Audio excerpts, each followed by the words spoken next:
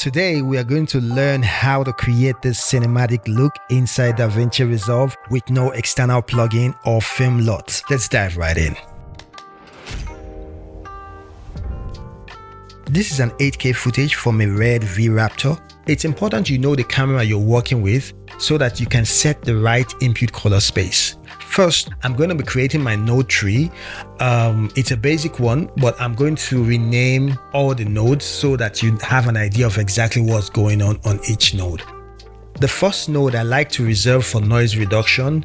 When you click our effects, search for color space transform, and we'll be putting our color space transform on our second node, which will be our IDT, our input device transform, and our input color space is going to be red white gamut because it was shot on a red camera, and input gamma is going to be red log 3G10. And for our output color space, we're going to be working in DaVinci white gamut, and our output gamma is going to be DaVinci intermediate.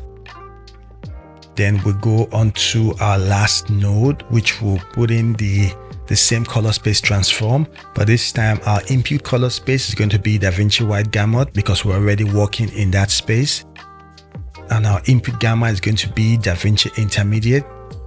Our output color space is going to be Rec 709, and our output gamma is going to be gamma 2.4.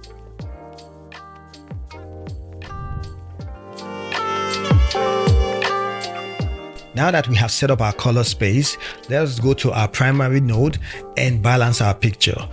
For the gain, which is your highlight, I'm going to bring it down.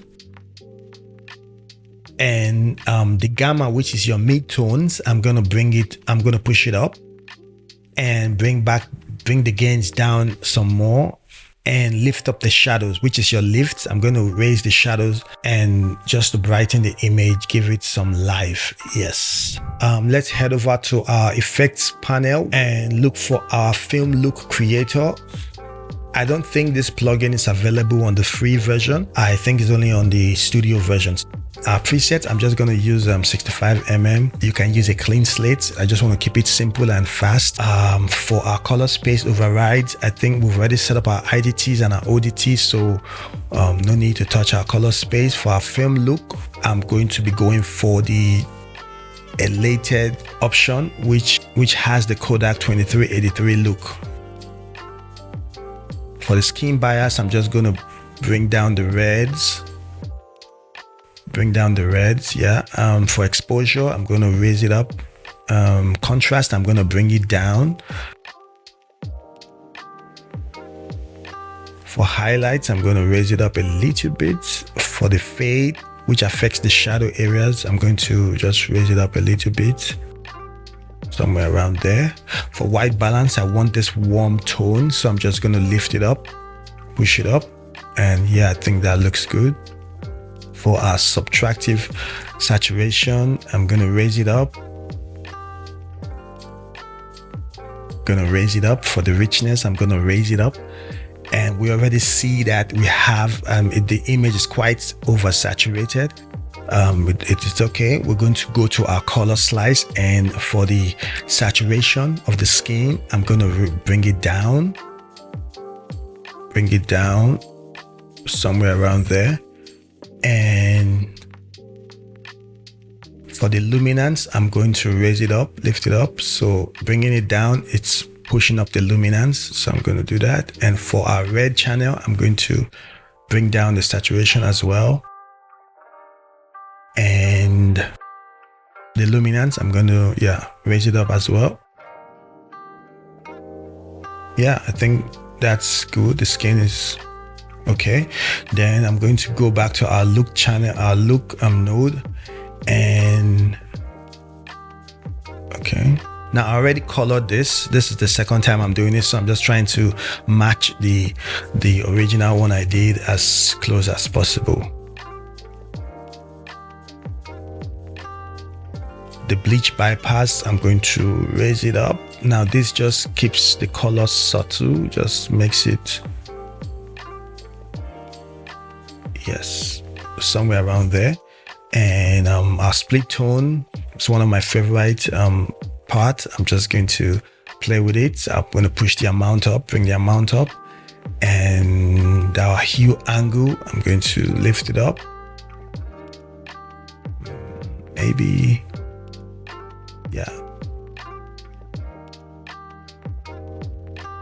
somewhere there. Halation, bloom, they already have the presets.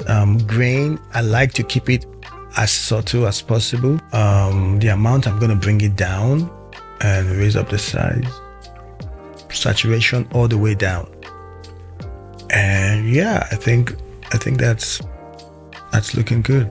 Now the global blend, I'm just going to bring it all the way, so see where we are coming from and what we have now, then find the sweet spot to park it in. Let's sit there. Let's go back to our slice. I want to lift up the cyan on the train. So I'm just going to affect just the cyan, and which affects the train and the skirts. So I'm going to push up the saturation and bring the luminance down. So I'm just going to make it more saturated and darker.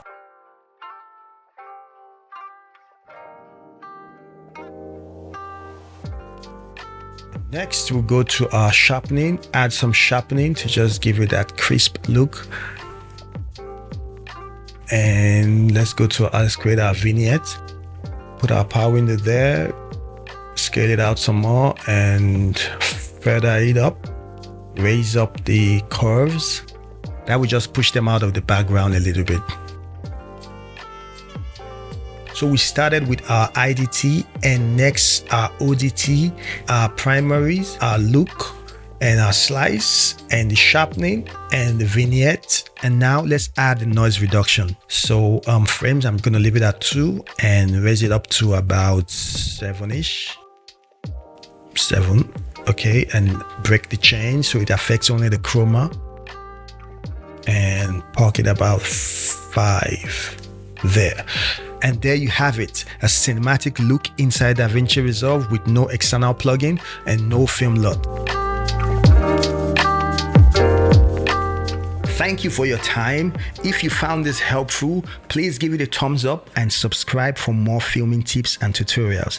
I'll see you next time.